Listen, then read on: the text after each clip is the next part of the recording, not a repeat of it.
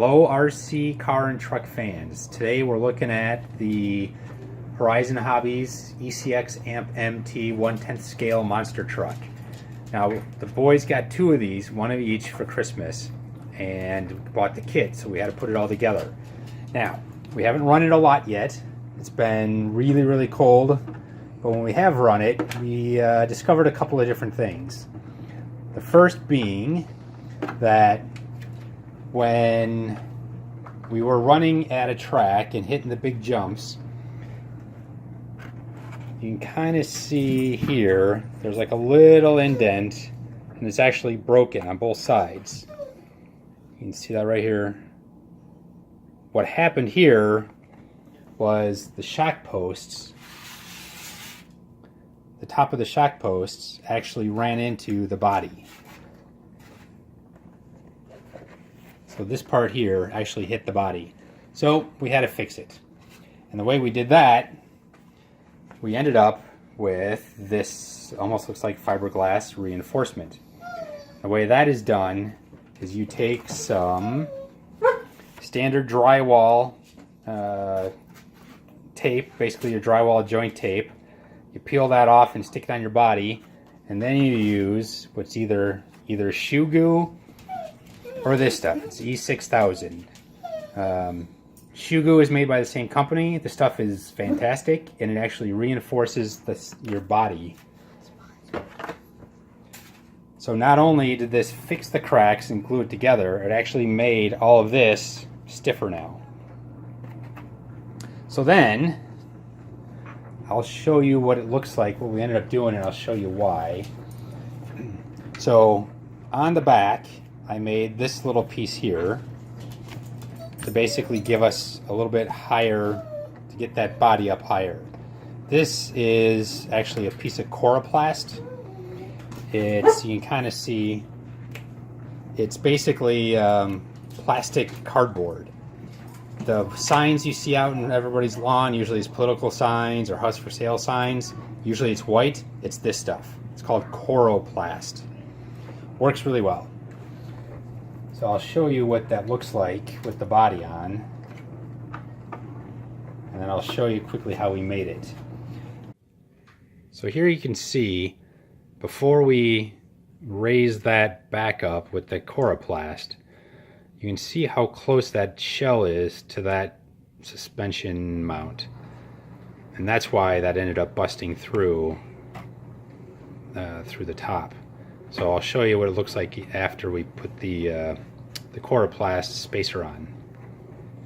Okay, now that coroplast piece is on, you can see the space now, and look how much more room there is between the body and that suspension arm. Lots more room. Actually, you can see that little white line through the black. That's actually part of the crack. So we got lots more room now. We've jumped this thing off the stairs in the house, and we don't hear that nasty thudding sound of the body hitting the shock, so we're pretty happy with this. I think it's going to work really well. We'll have to take it to the track and take it off some of the big jumps and see how it does. Alright, so the way we got this to work with this coroplast, obviously it lifts the body up. And the problem with that is then the pins for your body clips, the holes are basically no longer usable. So I had to make two new holes. The way I did that was I took the little wrench, I actually put it through the body hole that was already there as my guide so I could drill a hole. So you kind of see how that's in there. So then I took my pin vise drill, so basically it's a small drill at the right diameter, and then took and drilled my hole.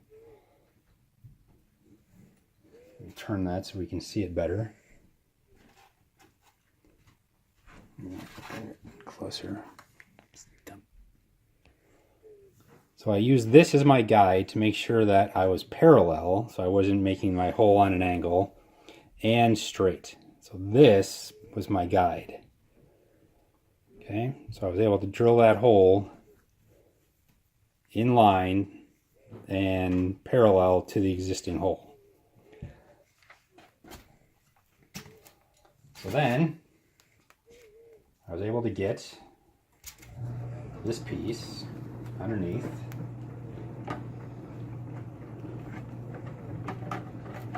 and together, where now when you look at it from underneath,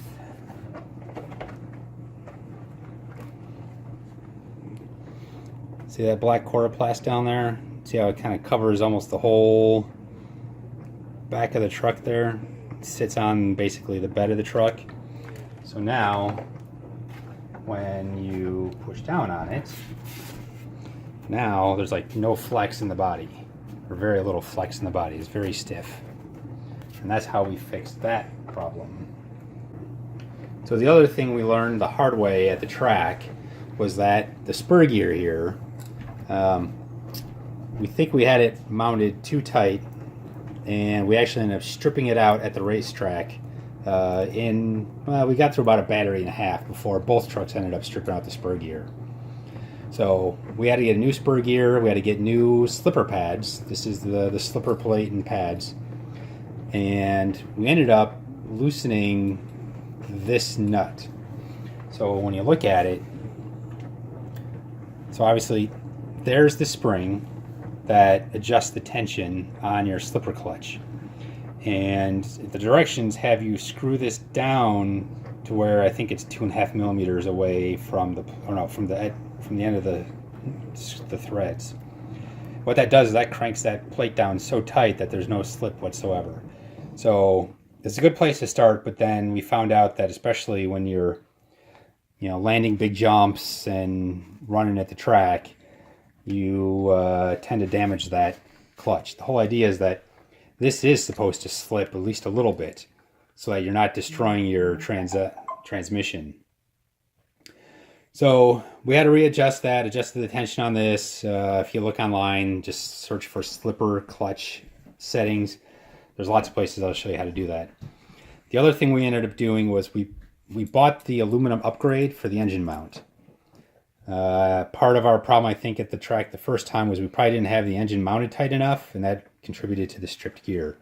So we ended up making this tighter. We ended up screwing those down so tight that we actually indented the plastic behind this that the screws go into.